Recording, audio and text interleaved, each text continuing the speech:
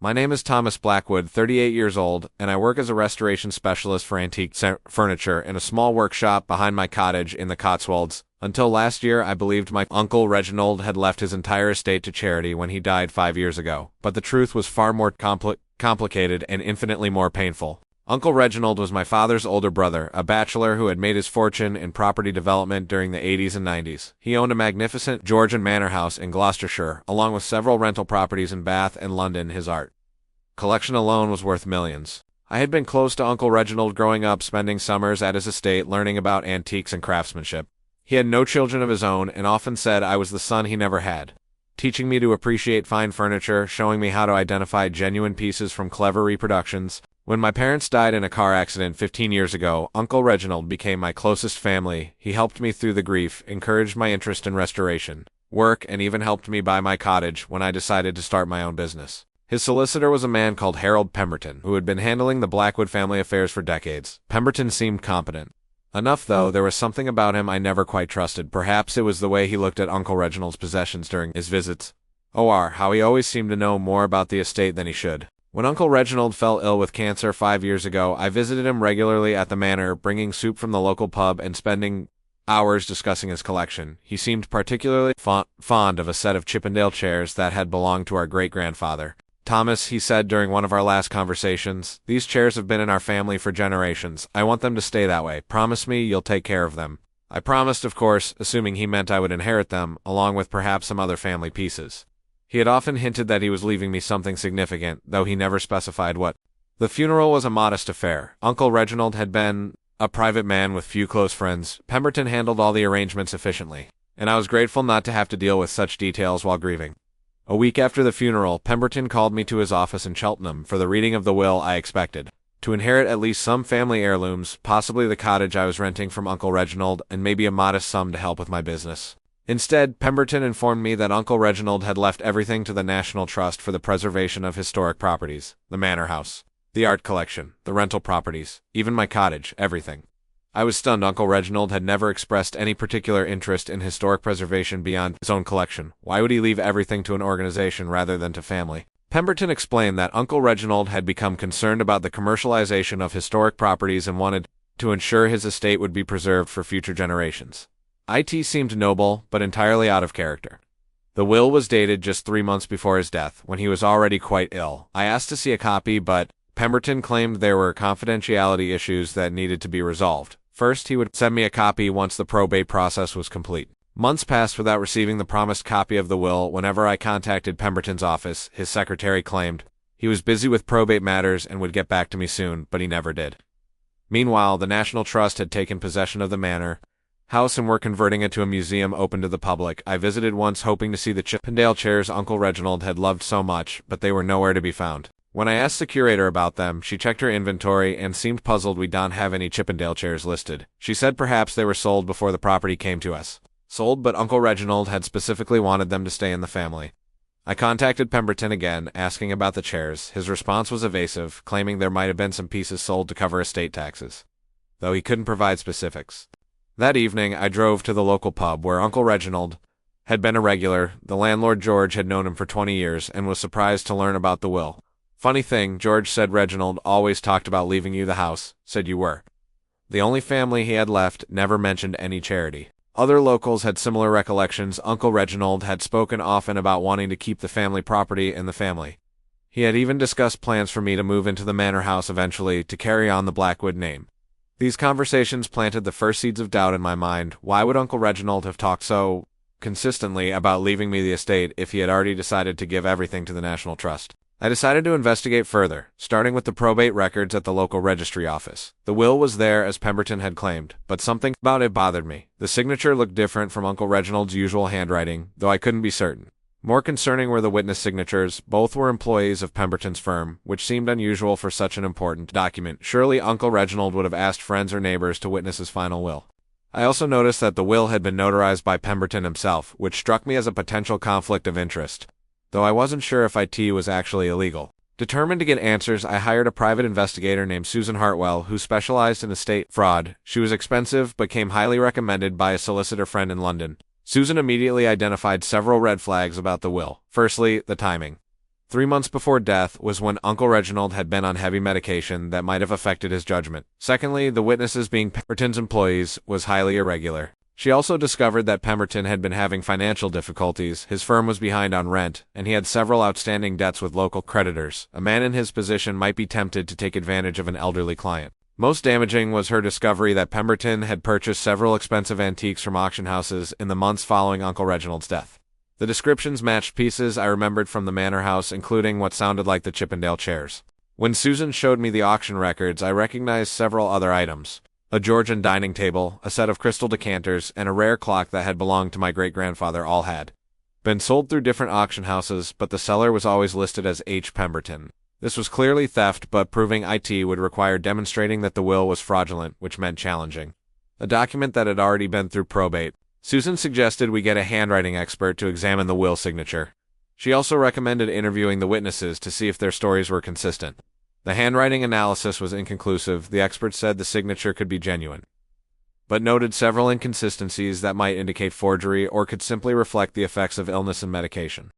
The witness interviews were more revealing. Both employees claimed to remember witnessing the will signing, but their accounts differed on key details. One said Uncle Reginald had seemed alert and decisive. The other described him as confused and requiring assistance to sign.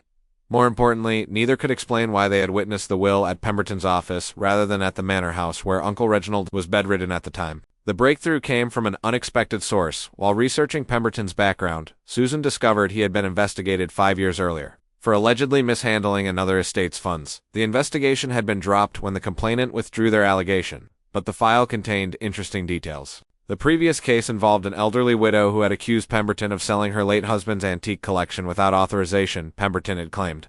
The sales were necessary to cover estate taxes but could not provide adequate documentation. Susan tracked down the widow, Mrs. Elizabeth Thornton, who was still living in Bath despite being in her 80s. She was sharp and remembered the case clearly. "He stole from me," she said bluntly, "sold my husband's best pieces and claimed it was all legal. I knew it wasn't, but I was too old and too tired to fight him in court." Mr. S. Thornton explained that Pemberton had pressured her to drop the investigation, claiming that pursuing it would be expensive and stressful for someone her age. He had also hinted that her own financial records might not bear scrutiny. Armed with this information, Susan suggested we contact other families who had used Pemberton's services in recent years. She found 3 other cases where elderly clients had died, leaving wills that seemed out of character. In each case, valuable items had disappeared from the estates, with Pemberton claiming they had been sold to cover expenses or had never existed in the first place. None of the families had pursued legal action, assuming the solicitor knew best. The pattern was clear. Pemberton was targeting elderly clients with valuable collections, either forging wills or manipulating confused clients into signing documents they didn't understand, then selling the most valuable items for his own benefit. But having a pattern wasn't the same as having proof that would stand up in court. We needed concrete evidence that Pemberton had forged Uncle Reginald's will or coerced him into signing it. Susan suggested a different approach. Rather than trying to prove the will was fraudulent, we should focus on proving Pemberton had stolen specific items from the estate. If we could demonstrate theft, it would cast doubt on his entire handling of the will. We decided to set a trap. Susan would pose as a wealthy widow looking for a solicitor to handle her late husband's estate. She would mention valuable antiques and see how Pemberton responded. The meeting took place at Pemberton's office, with Susan wearing a hidden camera disguised as a brooch. She played her part perfectly, describing an imaginary husband who had collected rare books and furniture. Pemberton was immediately interested, asking detailed questions about the collection and its estimated value. He explained that estate taxes could be substantial, but that he could help minimize the burden through strategic sales. When Susan mentioned that she wasn't sure she wanted to sell any of her husband's treasured possessions, Pemberton became almost aggressive in his persuasion. "Mr. S. Hartwell," he said, "you must be practical. These items are just gathering dust while the taxman demands his share. Better to sell now and keep the proceeds than lose everything to probate costs." When Susan mentioned that she wasn't sure she wanted to sell any of her husband's treasured possessions, Pemberton became almost aggressive in his persuasion. "Mr. S. Hartwell," he said, "you must be practical. These items are just gathering dust while the taxman demands his share. Better to sell now and keep the proceeds than lose everything to probate costs." He even offered to handle the sales personally, claiming he had connections with reputable auction houses and could ensure top prices, though he would need to charge a substantial commission for his expertise. The conversation was enlightening, but not quite the smoking gun we needed. Pemberton had been pushy, but hadn't explicitly admitted to any wrongdoing. Our break came a week later when Susan called Pemberton, claiming to have found some documents that might complicate the estate. She asked to meet at his office again, this time claiming she had evidence that her husband might have been planning to change his will. Pemberton's reaction was immediate and telling. He insisted that any unsigned documents were irrelevant and that the existing will must stand. He became agitated when Susan suggested getting a second opinion from another solicitor. During this second meeting, Pemberton let slip a crucial detail. He mentioned that he had dealt with similar situations before, including a case where an old man had been confused about what he was signing. That old fool thought he was leaving everything to his nephew, Pemberton said, but the document clearly stated otherwise. Once it's signed and witnessed, there is no jogging back.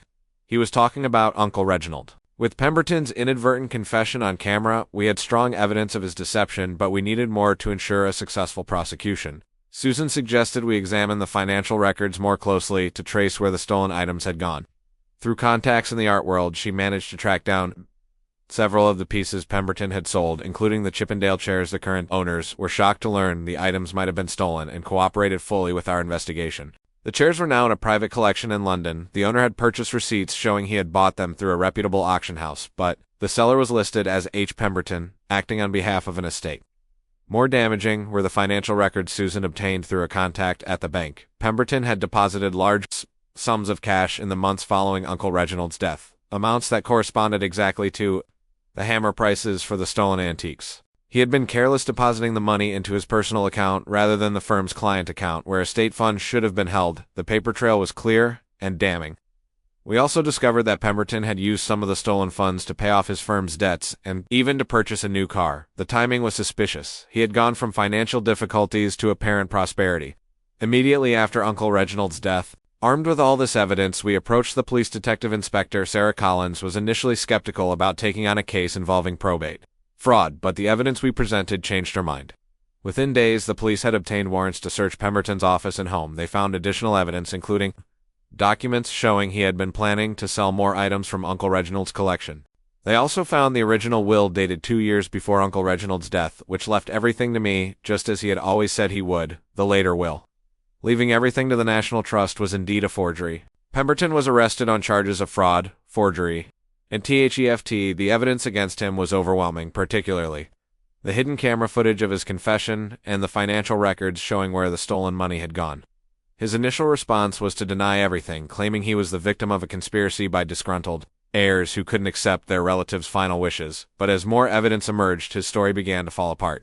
The witnesses who had signed the forged will quickly confessed when faced with criminal charges themselves. They admitted that Pemberton had asked them to sign a document without explaining what it was. They thought they were witnessing a simple legal form. More damaging was the testimony from the auction houses where Pemberton had sold the stolen items. They confirmed that he had presented himself as the executor of Uncle Reginald's estate and had provided forged documents to prove his authority to sell. The handwriting expert, who had been inconclusive about the will signature, was more definitive. When presented with the original will for comparison, the forged signature was clearly different from Uncle Reginald's genuine handwriting. As the case developed, other victims came forward. Mr. S. Thornton provided a statement about her own experience with Pemberton, and 2 other families revealed similar stories of valuable items disappearing from estates he had handled. The scope of Pemberton's criminality was staggering. He had been stealing from clients for years, targeting elderly people with valuable collections and nitrogen monoxide, close family, to question his actions. The trial began 6 months later. Pemberton had hired an expensive barrister who argued that his client was the victim of circumstantial evidence and unreliable witnesses. But the prosecution case was rock solid. The hidden camera footage was particularly damaging, showing Pemberton clearly admitting to deceiving an old man about what he was signing. The jury watched in disgust as he boasted about his manipulation. The financial evidence was equally compelling. Expert witnesses traced every pound from the sale of Uncle Reginald's antiques to Pemberton's personal accounts. The prosecution showed how he had used the money to solve his financial problems. The auction house records proved that Pemberton had sold items that should have gone to the National Trust, according to the will he claimed was genuine. His own actions contradicted his defense. Most powerful was the testimony from the other victims. Mrs. Thornton, despite her age, gave a compelling account of how Pemberton had pressured her to drop her earlier complaint. The pattern of behavior was clear.